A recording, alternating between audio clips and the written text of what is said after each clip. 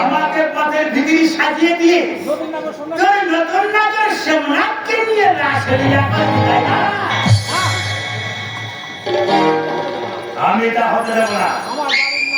বাড়িটা তুই আমার নামে লিখে দিবি এবং আজ এক্ষুনি এই মুহূর্তে পাও দিবি কিনা?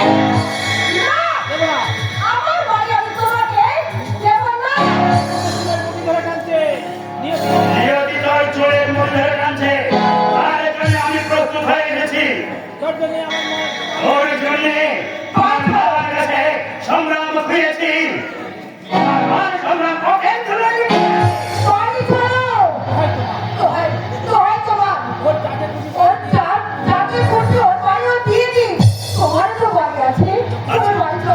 আমার একটা বাড়ি খাবো না, এই বাড়িটা আমার চাই।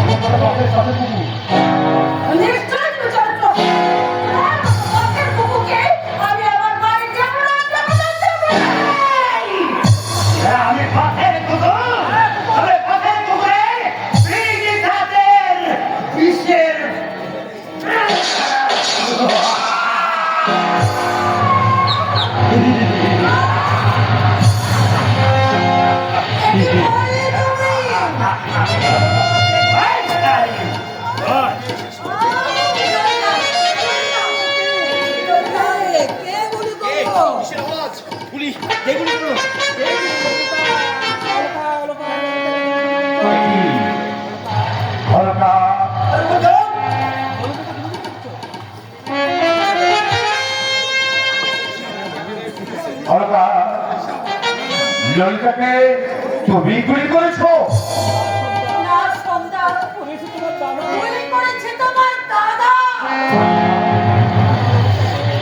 ললিতাকে গুলি করেছে? বাড়ি থেকে বেরোবার সময় আমি জিজ্ঞাসা করলাম কোথায় যাচ্ছ, বললে ললিতার সঙ্গে শেষ বোঝাপড়া করতে। তখনই আমি বুঝলাম একটা কিছু গন্ডগোল এখানে হবে, তাই আমি পিছু পিছু ছুটে এলাম। কিন্তু শেষ রক্ষা আমি যে করতে পারলাম না। ওর ফাঁসি হবে, আমার স্মৃতির আমাকে একটু শান্ত হও, তুমি শান্ত হও, আমাকে একটু ভাবতে দাও, আমাকে একটু ভাবতে দাও। এই পৃথিবীতে আমি তো শুধু কাঁদবার জন্য অনেক আশায় আমি বুক বেঁধেছিলাম। ছেলে মেয়ে হলে ওর মনটা হয়তো শান্ত হবে।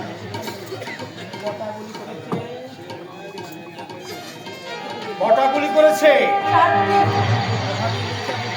আমার ছেলেটা বুঝতে পারিনি ও এইভাবে গুলি চালাবে। তোমার পিস্তলটা হাতে নিয়ে কেন? এরপরে যে পুলিশ আসবে তোমার হাতের ছাপ দিয়ে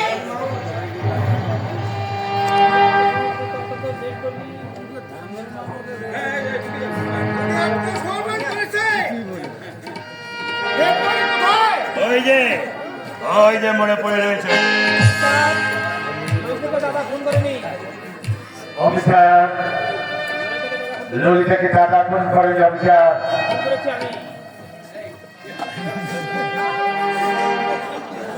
ফোন করেছি আমি। হ্যাঁ দাদা, ছোট ভাইকে বাঁচাবার জন্য এই খুনের দায়ভার তুমি তোমার নিজের কাঁধে চাপিয়ে দিতে চেয়েছো দাদা। দাদা, আমি দেখলাম এই সংসারে তোমার প্রয়োজনটাই বেশি, আমার চেয়ে বেশি প্রয়োজন হলো তোমার। দাদা, বৌদি অন্তঃসত্ত্বা, অনেক দায়িত্ব তোমার কাঁধে। আপনি না বলছেন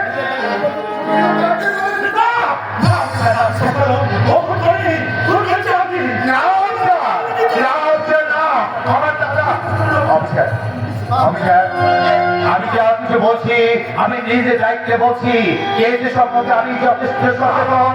আমার দাদা তার প্রাণের চেয়েও বেশি ভালোবাসে আমাকে।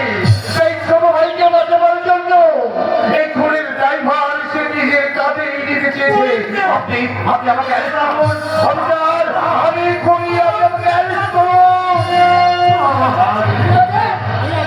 দাদাকে ছেড়ে দিন অফিসার, দাদাকে ছেড়ে দিন, ছেড়ে দিন, আমাকে অ্যারেস্ট করুন। বিশ্বাস করুন, ভুলটা আমি করেছি, আমি করেছি। না দাদা না, চুপ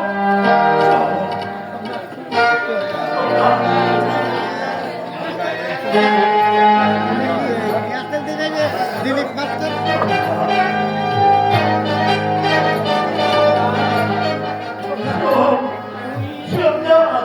দাদা দাদা দুঃখ করো না দাদা, দুঃখ করো না। বৌদি সংসার করো, বৌদি সংসার করো, রইল তোমাদের অনাগত ভবিষ্যৎ। বাবা রইল, আমি চললাম দাদা। দাদা তুমি তোমাকে লেখাপড়া শেখানোর জন্য, অনেক বড় অফিসার হওয়ার জন্য কিন্তু আপ্রাণ চেষ্টা করেছিলে দাদা। তোমার ছোটকে এত বেশি ভালোবাসো যে খুন করলাম আমি, আচ্ছা তাই ভাব দিচ্ছ তুমি। দাদা আমি চলে যাচ্ছি দাদা, এই সংসারে আমি জীবনে কোনদিন ফিরবো কিনা আমি জানি না। আমি জেল হাতে থাকতে আমার কোনো কষ্ট নেই দাদা, আমার কোনো দুঃখ নেই। আমার দুঃখটা কোথায় জানো দাদা? আমাদের বাড়িতে দীর্ঘদিন কাজ করে আসতো কাজের মেয়ে ললিতা, ওর ভাগ্যটা এতই মন্দ যে এই হচ্ছে ওই জীবনের নিষ্ঠুর